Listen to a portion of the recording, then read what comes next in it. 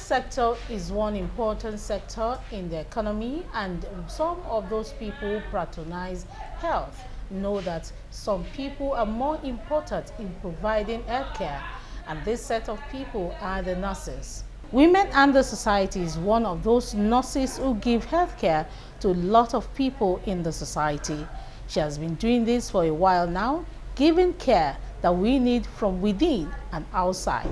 We want to know why she is so important in the running of things, especially the health sector, and why people need to come into this profession to ensure that everybody is well behaved and well nurtured. She is Dr. Helen Ekere, a Chief Nursing Officer for the Ogun State Government. She'll be telling us how she got into this position, how healthcare is important, especially to women. Welcome to Women and the Society. My name is Charity James.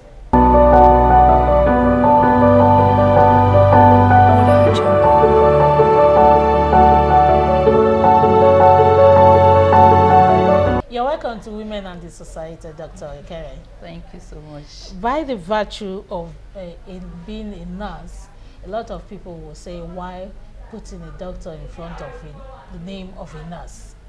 Is it not contradicting? So why are you called Dr. Helen Ekere? Let's start from there. Okay. Thank you very much for that question. Actually, I'm being addressed as a doctor because I'm a doctor of philosophy. Okay. I had my PhD in maternal and child health in nursing. So that is why I'm being addressed as a doctor. Okay, not a medical doctor. Not a medical doctor. Okay.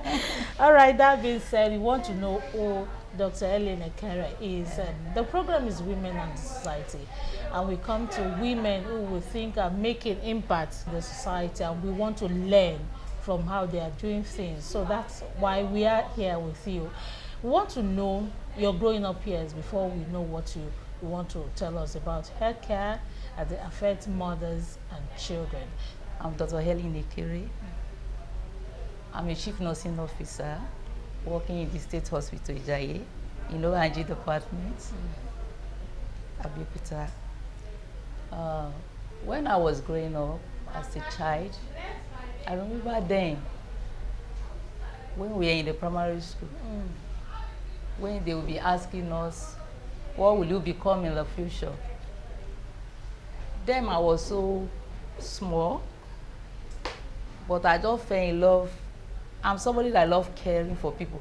Okay. I love caring for people a lot. So I would just say, when they ask me, I would say, I will become a nurse in the future and I will marry a medical daughter. So I was thinking with that. That was how, as I was going along the line, I drifted from becoming a nurse. I was now focusing to become a teacher. So after my secondary school, I attended Agbasa Primary School, Warri, Delta State. When I finished from there, I proceeded to Egu Grammar School, Egu, in Delta State too. So when I finished my secondary school, I went to Nana Teachers Training College, Warri. I graduated as a grade 2 teacher. Then from there, I proceeded to College of Education, Warri. I was there one beautiful day. I just said, I want to care for the sick. I want to take care of them. I want to reach them for Christ. If I don't have money now to help people, I can help people physically. I can care for them. I can take care of them. I can nurse them. So this was what dragged me to nursing. And you went back to your initial ambition. I went back to my initial ambition that I have forgotten. So I was in College of Education where I now took the form for nursing. So then one of my classmates in College of Education, because then I was reading by Ekere, she told me that I should not go and waste this money for nursing. That nursing is not a school that you can just go easily. That she wrote the exam severally, she didn't pass. That she used to pass the entrance, but interview, they will not ask something reasonable, but they will not pick her. So she discouraged me that instead of spending this money to buy form for School of Nursing, we should go and eat it in the canteen. So I told her, I said, no, you have tried, let me also try. So then we were 6 in my school then, College of Education Warri, that went to write the, we put in, For the wrote School of Nursing. For School of Nursing. Others said they've written severally, they passed the entrance, but they don't pass the interview. So I said, let me just try. So I went, I put in, I wrote, I was called for interview. I went for the interview. In our time, it was so tough to enter nursing. Then you have about 10,000 for the exam. They would just pick 50. So it was really tough. So that was how I went for the exam. I wrote it. They called me for interview. I went for the interview. I've even forgotten that I wrote the exam. I've forgotten. One day I was in a dream. In the dream, the principal of the School of Nursing was giving me admission letter. That was how I remember. When I woke up, I said, I wrote it. So that was how I ran to the school. And I saw my name at the notice board. I was admitted. That was how the journey of nursing started. And you stopped going to the College of Education? Or you Immediately, finished? no. Immediately I got the admission, I have to switch to nursing. I didn't finish the College of Education. I switched to nursing. So you are not a certified teacher? I am, because I had my grade 2. Okay, that's true. I had my grade 2, so I'm a certified teacher. And presently, I'm also doing professional diploma in education in Babcock University. That means you love both profession. And that is what is taking me to now. I'm caring for the sick. I'm also lecturing nurses. Okay. So that's very interesting. You are functioning in both ways. In both ways, yes. And I'm so happy. I'm so happy that I'm functioning in both ways. Because one, I'm caring for the sick, which is the passion I have that took me to nursing. And presently again, I'm also lecturing. I'm lecturing student nurses in Mafasi University. I'm a part-time lecturer in Mafasi University. So I'm doing both, and I'm fulfilled. Let's talk about your career, how you started this career of nursing. Was it easy at first when you started this journey of caring and collecting money while you are caring for people? Was it easy? Was your first job something that you could write home about? Actually, the nursing, being that is something that I have interest in. I have never seen it as a problem any day, any time. It's something that gives me joy. Caring for people gives me joy. So despite the challenges, I don't see those challenges because I have passion for the job. And that passion keeps me going. Because it's really quite challenging. The practice is challenging. But because of the passion I have, I don't see those challenges as anything. So how many years did you use in School of Nursing? Actually, I spent 3 years in School of Nursing. After that, I proceeded for my midwifery, which I spent 1 year. So after my midwifery, I've been working before, and I went to Babcock University for my BNSC nursing, of which I spent 4 years again. Okay. In that.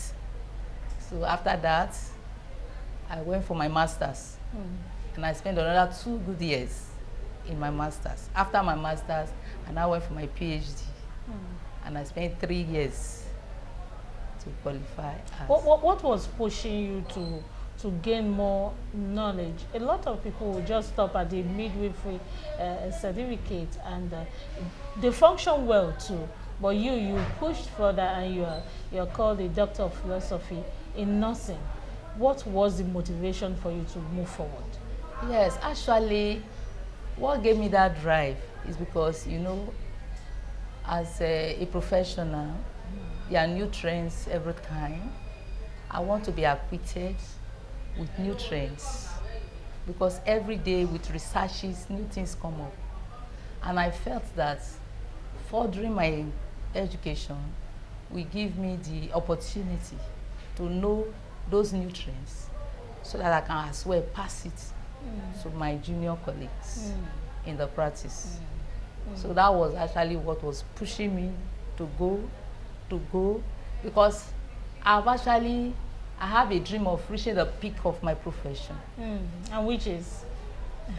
I'm glad today I'm at the peak of my profession because in the academics, PhD is a peak. While in clinical practice, we have a nurse consultant to be a nurse consultant, and that is a fellow go for residency. And presently, I've been admitted for my residency, which I'm starting this month. And by the time I finish my residency, I will now become a nurse consultant, which is also the peak of clinical practice. So it has been my dream to be a voice to my profession. That is why, that is the drive that is keeping. We want to say congratulations, because I'm asking all this question because a lot of women do not embrace development in some sense, especially when it comes with a lot of stresses, a lot of challenges, and a lot of discouragement, especially from people around you. You cited an example of your friend that used her own example to discourage you from collecting the form. Now you are at the peak. So what word of advice do you have for women who see challenges as a form of going back or staying at their comfort zone when it comes to moving forward? Yes, you see, there are a lot. Actually, it's not easy. I must confess, it's not easy to go through all this. It's quite challenging, but you see, people differs. Somebody like me, because to attain this position is very, very tasking, financially, physically, mentally, because there are some days, 4 days, I will not see my family. I won't see my children. I won't see my husband. At times I will come to work. I will work, do night duty. From here, I will run to school. From school, I come back to work. Sometimes I beg people to do duty for me. Then when I come back, I will start paying. You see, when you have it in your heart, God will put it in your hand. Just because I have determined to reach the top. But there are some people that cannot stand stress.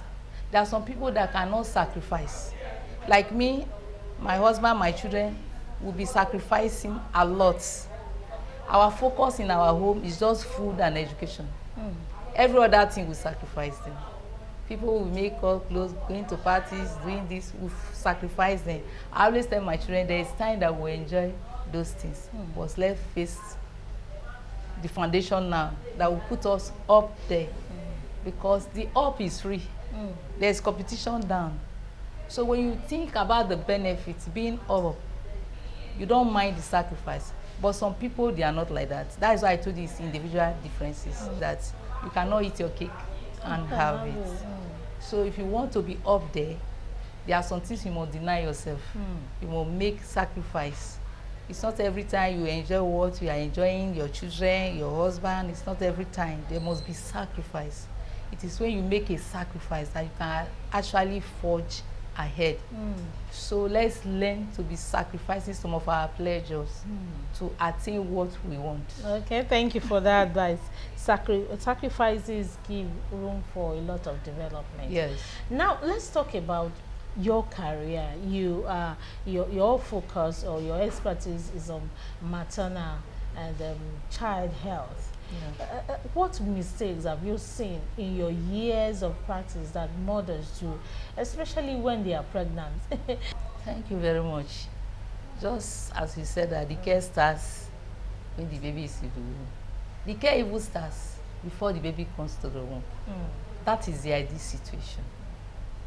The ideal situation is that we need to plan our pregnancies.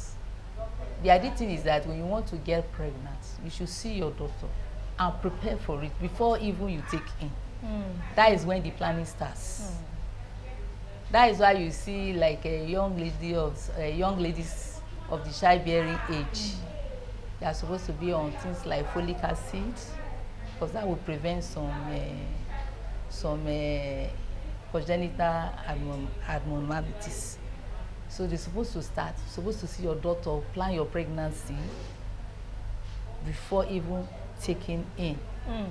But you see, in Nigeria, we are far from things like that. And it's also actually giving us problems. Most of our young ladies, they just get pregnant, they don't plan for it. And some, because there is no planning, they have financial constraint. They don't come to the hospital when they're supposed to come to the hospitals. Most of them will not even come and book, because as a pregnant mother, you are supposed to call, register, and be coming to the clinic for antenatal services. Because that is when we can, you know, take note of any problem early. There are some problems that are preventable if you are coming to the antenatal. For instance, a woman that have pregnancy-induced hypertension. This person is not hypertensive, but some, when they get pregnant, they become hypertensive. If such a woman is coming to antenatal, it will be noticed. The raised BP. Sometimes we see some other signs like edema. Sometimes we see some other signs like protein in the urine when they do their urinalysis. So all those times, when all these signs are there, what will your doctor do? They will place you on treatment. We call that one pre-eclampsia. That time, there is nothing like eclampsia. Eclampsia is a pregnant woman's sickness when they convulse. When the blood pressure is so high, to get to a stage, they will be convulsing, and it's life-threatening. But if it's a woman that comes to the clinic, she will not get to that stage before it is detected. And immediately it is detected, it will be taken care of. But when this woman didn't register, and she's not coming to the clinic, how can we detect such early? So most times you see them coming at the some is even dead before arrival. So many cases like this. Some have gone to TBA. Some, they are managing themselves in the house.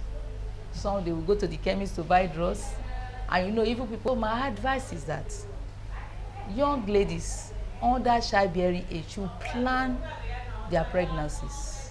They should plan it. They should save for it. And they should go and see their doctor. Doctor, I want to get pregnant. Your doctor is going to place you on preconception drugs and advice how to go about the pregnancy. Then after that, when the pregnancy comes, you do your test. There are so many women that have lost their lives because of ectopic pregnancy. So when a woman gets pregnant, you do early scan. That early scan is to confirm that the baby is in the uterus, not outside the uterus. So that will save many lives. There are so many cases of ectopic pregnancy that we are seeing here. Some, they lost their lives because they won't come to the hospital on time. But some that are lucky that come early, we do operation for them and save them. So early registration is very, very, very important. Early registration is very, very important. Okay, now let's go to, you are trendy, let me put it that way, in your medical practice, because you're still schooling, you're still learning a lot about nursing. So let's know the new trends that we have in nursing that you think it should be used now if you are not using it. How best can these new trends in nursing be used for the betterment of the society? Yes, the new trend in nursing, the number one new trend in nursing is this individualized care. Okay. It's individualized care. It's not the same care you give to all the patients. So what you do, you observe your patient and you know the care that patient deserves. A patient may deserve the care that patient A may need. It may not be the one patient B will need. So we give individualized, specialized care. That is the new trend now in nursing. Not like before, everybody just the same way, just not everybody the same. No. That one is no more in nursing. You give to each patient the care the patient needs. So that is one trend. And it has actually cut across nursing. And we're still trying our best Okay. to make sure that every patient gets the care he needs in the hospital. Lastly, on this segment, we have a few minutes before we leave. I want to ask you about mothers. You know, mothers, we a lot of times see themselves as a nurse. Naturally, they call themselves nursing. So, these I don't want to use the language that people will not like at home. So, you care for your child. When your child comes to complain about headache, you have paracetamol at home to give. When it complains about stomach ache, you have something to give. When she complains about having tooth pain, you have something to give. Is it an advisable way of giving motherly care to the children? How are you nursing seeing this? You know, it's not everything. Everything is not about drug. Okay. Everything is not about drug. And there is something we call drug abuse, because by the time you keep giving children drugs like that, at the time they will really need it, it may not work. So, but sometimes there's nothing wrong if you give a first aid treatment to a child before bringing the child to the hospital. Like for instance, maybe a child have pain, maybe headache, something is causing that headache. Yeah. It's just here in Nigeria that we just treat their tongue. I'm having headache. You just go and buy anti-malaria. Maybe malaria is not even there. Because I remember some time ago, I was actually having symptoms of malaria. I have to go and see doctor, even though I'm a nurse. Yes, I went to see doctor, and I was asked to run out some tests. Do you know the test came out? The malaria was negative. If I had started taking anti-malaria because I'm feeling all those signs, what will have happened? I will have abused that malaria drug. At the time I will need it, it will not work again. So after that, what do I just say I needed rest. I have to create time to rest. So it's not advisable because you are a nurse. So when the children just complain, and it's even wrong for nurses to treat their children because you may overdo it or underdo it. So, but you can still give your first aid. Maybe if the pain is crucial, because if the pain is crucial, you can give your paracetamol and take the child to the hospital. It's not advisable that nurses should be treating their children because they are in the profession. No, it's not advisable. All right, ma, thank you for the advice. We'll go for the second break, and the second segment of the program is Know Your Favorites. You want to know your favorite food, color, attire, and with that we'll close the program. Thank you for your advice, ma'am. Thank you, ma'am. And Dr. Helen Ekere has been on the program to tell us what we should know, taking care of our children, taking care of ourselves, and also perform well in the society. Now let's go for the short break. The break will take us to know the favorite of Dr. Ekere.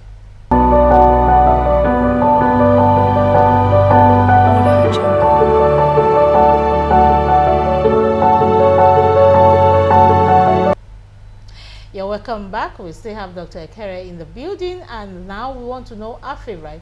We'll start with our favorite food. All right, madam, let's know your favorite food. What do you like eating every time? My favorite food is swallow. Okay, what type of swallow? I love eba with good banga soup, with catfish, prawn, and snail. Okay. That's my favorite food. Why is that? Is it because you are from Delta? Well, I was brought up with. That's actually, I'm a swallow person. Okay. I love swallow a lot. Okay. I remember sometimes my children will say, mommy, how can we say my mommy love eba? I say, write it. That is my best food. Say in the hospital, you now write, in the school, they say, write your mommy best food, your daddy's best food. You now write. I say, write it. That is my best food. I love swallow.